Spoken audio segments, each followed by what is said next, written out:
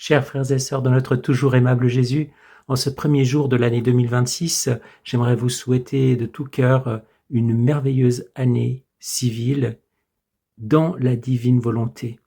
Que le Seigneur bénisse chacun de vos actes, que vous n'oubliez pas de joindre chaque pas, chaque respiration, chaque battement de cœur, chaque action, de le joindre, de le plonger dans la divine volonté pour que vous soyez un avec lui. J'ai parlé d'année civile parce qu'en fait, nous catholiques, nous commençons notre année au premier dimanche de l'Avent. Donc, nous sommes déjà passés dans la nouvelle année depuis quelques semaines. Mais c'est important aussi ce 1er janvier parce que c'est la fin de l'octave de Noël. Vous savez, on fête Noël le 25 et le 1er janvier, c'est la fin de l'octave et nous fêtons à cette occasion Notre-Dame, Marie, Vierge et Mère de Dieu dans le mystère de sa maternité divine. Et comme vous le savez très bien, dans le livre du ciel, la maternité divine de Marie est mise en exergue et soulignée de manière merveilleuse. Et je vais vous lire un passage du livre du ciel à ce sujet. L'extrait est tiré du tome 15 à la date du 16 décembre 1922. Louisa écrit : « Je réfléchissais à l'acte par lequel le Verbe éternel est descendu du ciel et a été conçu dans le sein de la Reine Immaculée. De mon intérieur, mon doux Jésus allongea un bras, embrassa mon cou et me dit : « Ma fille bien-aimée, bien que la conception de ma céleste mère fût extraordinaire, puisqu'elle a été conçue dans la mère, issue des 3 personnes divines, j'ai été conçu non dans cette mère, mais dans la grande mère qui réside en nous, en notre divinité, et qui descendit dans le sein de cette céleste mère. Quoiqu'il soit juste de dire que le Verbe a été conçu, le Père céleste et le Saint-Esprit demeurent inséparables de moi.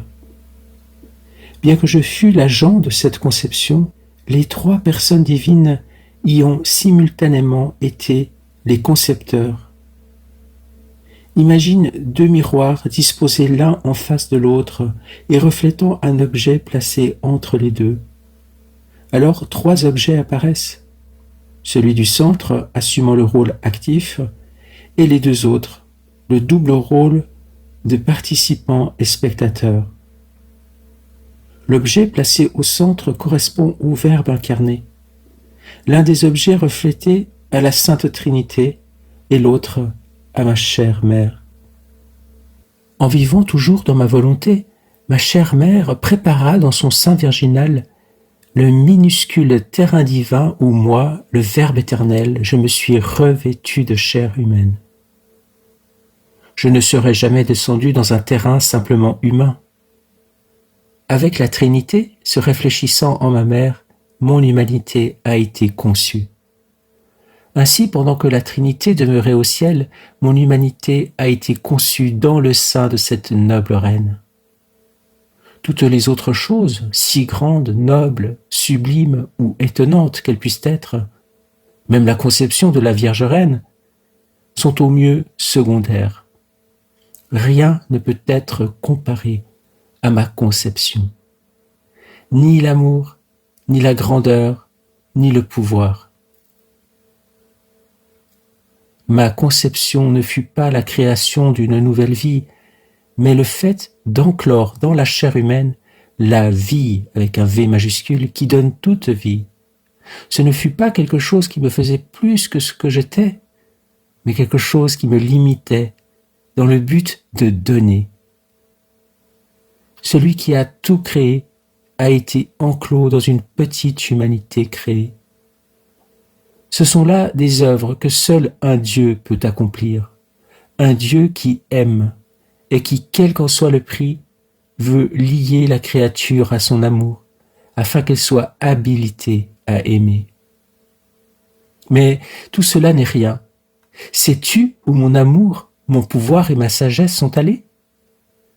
Dès que le pouvoir divin eut formé mon humanité, à peu près de la dimension d'une noisette, quoiqu'avec tous ses membres complètement formés, et que le Verbe prit possession de cette humanité, alors l'immensité de ma volonté contenant toutes les créatures, passées, présentes et futures, conçut les vies de toutes ces créatures.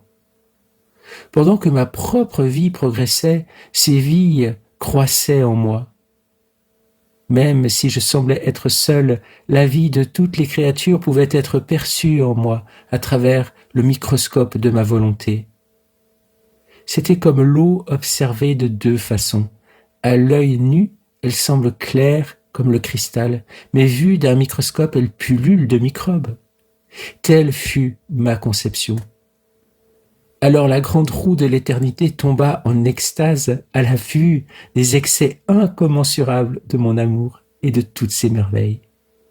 L'immensité de l'univers fut ébranlée en voyant celui qui donne toute vie s'enclore, se limiter et se rendre petit. Pour accomplir quoi? Pour faire apparaître toute vie créée. Amen. Passage saisissant qui lie la maternité divine de Marie en ce jour de fête à ce grand mystère, à ce mystère incommensurable et extraordinaire qui surpasse tout mystère de l'incarnation du Verbe. Donc c'est un passage qu'on pourrait relire au mois de mars à la fête de l'Annonciation, parce que bien entendu que c'est à l'Annonciation que commence ce grand mystère de la conception du Verbe éternel dans la chair de Marie.